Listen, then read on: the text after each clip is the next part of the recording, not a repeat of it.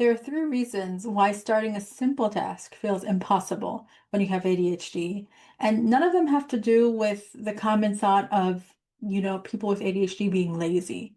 Most people don't know this. They blame themselves. They assume they're inconsistent, unmotivated, or even undisciplined. But the truth is, ADHD has very specific neurological patterns that make starting tasks feel harder for you, even if they're tasks you care deeply about. I talk about ADHD every day as a psychiatrist. I support people through activation blocks, overwhelm, shame, all of it. And so that's exactly why I wanted to talk about this and why I believe this conversation matters. And I'm going to break down exactly why starting feels so hard for you, why it's not your fault, and what can actually help. So the first thing is, where do I begin, right? And that's with executive function. The first reason starting feels impossible is ADHD disrupts what's called task initiation, and that's a core executive function that's housed in the prefrontal cortex. Executive functions help us to sequence, prioritize, choose where to begin, and shift from something that's just a thought to an action.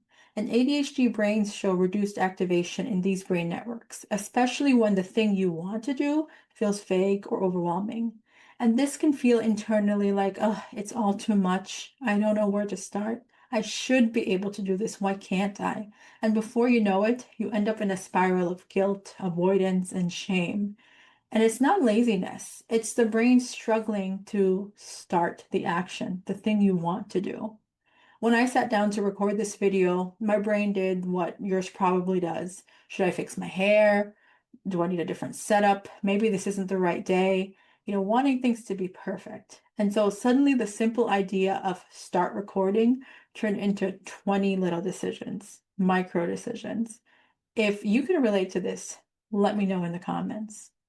Now let's get to, what does science say? Studies show that ADHD brains struggle with starting a task, working memory, remembering to start the task at the right moment, and feeling overwhelmed from steps that seem unclear. And like I said before, struggling to shift from the thought to the action. It's just not as easy for your brain to start. But a lot of people I see misinterpret that. They assume, "Oh, I'm motivated. I'm procrastinating on purpose. I'm not disciplined." What's actually happening is your brain is struggling with that first step.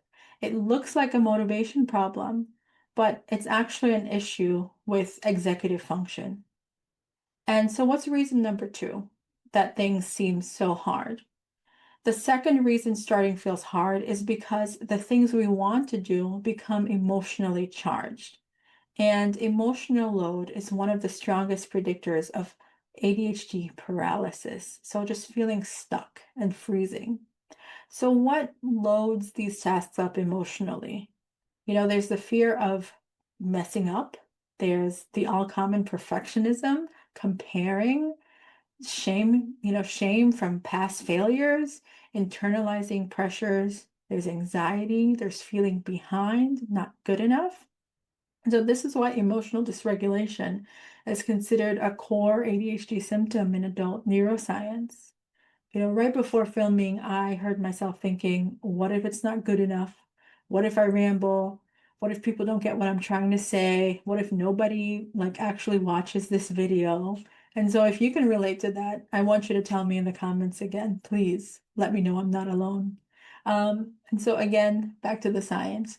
Research shows that ADHD is associated with things like heightened reactivity of the amygdala, which is our brain's emotional alarm system. It's associated with impaired inhibition emotionally and doing things to escape distress, even if those things aren't in our best interest. It's associated with chronic shame and self-doubt tied to performance. And it's really important to understand that overcoming these things, it's not about willpower. It goes deeper than that. So reason three, why do things feel so hard for us? It's because partly ADHD brains don't activate without interest, novelty, urgency, or meaning. And this is called interest-based nervous system activation, which is a term used in ADHD coaching and supported by research. So for ADHD brains, have reduced dopamine transport. They delay rewards more steeply. And so that looks like tasks that aren't as interesting, are really difficult, even if they're important. I want to do it, but I just can't get myself to move. Deadlines really make me come alive. I need pressure to really jump into action. Okay. And so that can be really, really frustrating and end up in a cycle of avoidance, hyperfocus, and then crashing. So let's put this together. It's not about you being incapable or behind. What you're struggling with as a person with ADHD has an explanation. It's not about character. It looks like feeling overwhelmed, feeling flooded emotionally, struggling to start, shame, avoiding things, the thought that I know what to do, I just can't do it. And I found that most ADHD pain lives in the gap between intention and action. And once you start understanding what's happening, you can finally stop blaming yourself and do things that work with your neurobiology. And so, how do we actually do this? Right? There are a few strategies. I think, well, let's see how many I can come up with. The first one is instead of just starting the task, set the goal as to start the first 1%. It can look like just opening the document, writing the title, just laying out the materials for a project you have. That hopefully helps to bypass any overwhelm that you might feel and activate some momentum. Another strategy is making tasks less vague.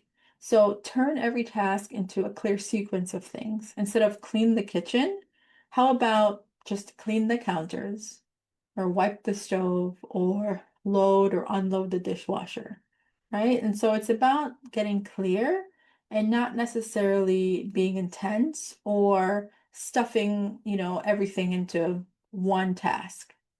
Another strategy or thing you could do is adding interest or urgency by using things like timers or body doubling, novelty, which might look like switching up where you're studying or doing your work, giving yourself little rewards, doing work for like 2 minutes. And so you get that dopamine hit and you're like, yeah, I did something, right? And working with your neurobiology again.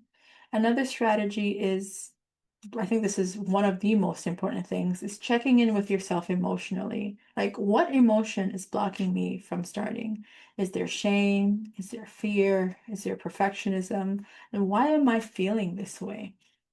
And another strategy is starting where you are, not where you think you should be, not where other people are, not where you wish you were, just where you are right now and in this moment. The starting point is never supposed to be perfect. It is supposed to be realistic.